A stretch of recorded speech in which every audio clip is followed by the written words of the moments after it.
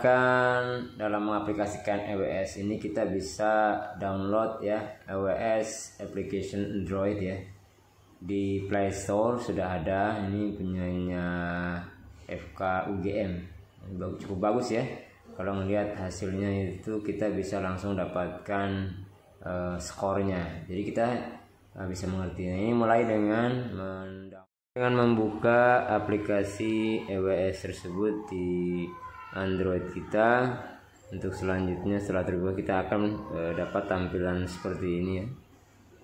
Ada beberapa bagian yang bisa kita baca. Nah, di sini ada 3 pilihannya untuk EWS anak, dewasa, dan obstetri. Ini kita coba pasien dewasa dulu karena di sini kita mungkin akan lebih mudah kalau menggunakan untuk pasien dewasa.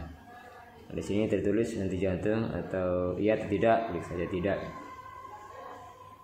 Kemudian pilih saja sesuai dengan data-data suplemen O2 atau pemberian oksigen ya, kemudian temperatur atau suhu badannya berapa. Nanti dia akan muncul sendiri skor di samping kanannya itu.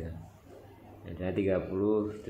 Nah, ini masih sampai 38 itu skornya sekian. Skornya 0 ya. Jadi tinggal pilih-pilih saja ini semuanya hingga angkanya nanti akan muncul pada akhirnya. Ini sudah tinggal pilih saja tekanan darahnya berapa yang sistolik, tidak usah yang diastolik, yang dihitung hanya sistoliknya saja.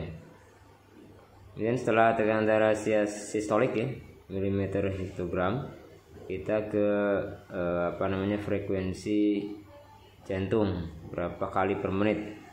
Di sini kita lihat ada skor yang ini yang normal, ini sepertinya semuanya baik.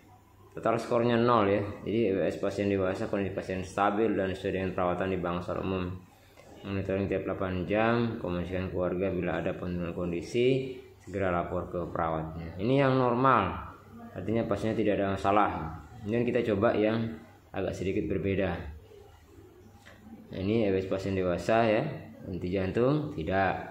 Kemudian berapa kecepatan pernapasannya, respirasi rate-nya ini lebih dari 20. Kemudian saturasi O2 nya di bawah 95. Selanjutnya tekanan darah sistolik. Nah, di sini kita masukkan misalnya di bawah 100, di atas 111 sampai 180 ya. Nah, ini masih bagus, ini 160 tekanannya tadi. Tetapi frekuensi jantungnya cepat, artinya cepat. Di atas 111. Nah, maka hasilnya 8. Skor 7 atau lebih. Blue, parameter blue kriteria risiko tinggi. Jadi kode blue-nya risiko tinggi. Panggil bantuan perawat senior dan dokter jaga bangsal. Lakukan resusitasi, buka jalan nafas, support ventilasi, oksigenasi dan sirkulasi. Aktivasi kode blue gawatan medis ya. Ini kalau di sana 666, serah tergantung cepat kita. Oke. Dan kita coba yang pasien anak. Pasien anak ini misalnya pertama nilainya henti jantung tidak. Kemudian keadaan umum pada pasien anak ini somnolen ya. Nah, dia mungkin tertidur terus kerjaannya dan susah dibangunkan. Kemudian lihat sistem respirasinya, bisa dilihat alat bantu pernapasan menggunakan VO2 lebih dari 30%. Resikonya ringan. Nah, ini berarti kode blue-nya masih IWS-nya masih ringan nilainya. Itu bisa kita lakukan dengan yang lain. Kemudian yang terakhir adalah EWS untuk obstetri, pasien obstetri. Nah, ini apakah dia henti jantung? Tidak. Misalnya kemudian kecepatan nafasnya atau frekuensi nafas lebih dari 25 kali per menit. Saturasi oksigennya di bawah 96. Kemudian oksigen ya, dia pakai oksigen ya. Kemudian suhunya tinggi. Nah, kemudian tekanan darahnya juga tinggi.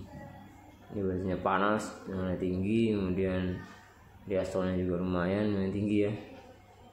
Frekuensi jantungnya cepat sekali. Kemudian kesadarannya sadar aja pasiennya. Kemudian nyeri sekali. Selanjutnya ini nilainya total skornya 26. Skor 7 atau lebih dari ini juga merupakan risiko tinggi untuk IWS. Sama seperti tadi, siapkan panggil bantuan bidan seniornya dan jaga bangsal. Ini untuk kebidanan ya. Nah kemudian kita bisa gunakan yang lain-lainnya. Oke, tadi guys ya untuk Android iOS ya, silahkan download di Play Store. Ini kita bisa lakukan penerapan langsung dengan menggunakan chart yang sudah disiapkan ya. Di sini saya menggunakan format yang ada yang saya miliki ini ya. Ini contoh saja.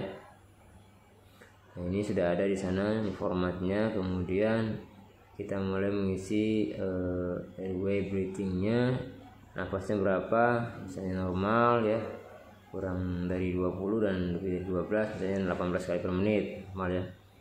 Kemudian SpO2 nya lebih dari 96%, ini 98 normal. Kemudian tidak menggunakan O2, ini pasien para self care biasanya ini, jadi nilainya nah di sini tekanannya cukup tinggi ya. Setelah diisi bagian tekanan darah sistolnya ya, nah ini tekanannya ini 140, jadi diberikan tanda titik saja, tidak usah dikasih angka. Nah kecuali diastoliknya kasih angka. Kemudian ini dibuat grafik ya, biar kelihatan perubahannya seperti ini, jadi digrafikin sampai ke sana nanti kalau sudah nanti semua. Selanjutnya isi total skornya ya. Nah ini disability-nya view pakai AVPU align saja, tanda total skornya 1 karena tekanannya tadi 140-an. Kasih inisial pemirsa siapa, kemudian isi yang isi yang kolom yang lain diperlukan. Nah di sini juga ada input outputnya, bisa kita observasi dengan cara mengisi data-data ini. Nah biasanya ini sih kalau mengisi input output yang jaga malam lah. Isi juga bagian jamnya, jam kita melakukan pengisian data-data iOS tersebut. Nah di situ ya. Ini misalnya kalau ada input dari input serius isi saja. Biasanya sih dinas malam tadi lebih bagus yang mengisinya. Kemudian di lembar sebelah atau lembar satunya itu kita bisa mengisi lembar kedua ini tetap isi bagian kelengkapan datanya, bulan dan tahunnya, kemudian tanggal dan jam kegiatannya. Nah ini kita mengisi denyut nadi ya, berapa denyut nadinya pada saat kita lakukan iOS tersebut, scoring early warningnya. Nah ini suhunya juga ya, kita beri tanda titik saja 36,6 ya. Nah ini dikasih grafiknya, kelihatan peningkatan dan penurunan dari suhunya. Kemudian berapa gula darahnya, jika kita ada ngecek gula darah, kalau tidak ada kosongkan saja. Ada nyeri, kita tulis nyeri ya, nyerinya 2, dan inisial pusat yang melakukan asesmen siapa orangnya. Oke, jadi dari hasil ini, hasil scoring iOS ini kita mendapatkan jumlah total skornya 1 ya. Nah dari itu kita bisa simpulkan bahwa 1 ini masuk di kategori hijau ya.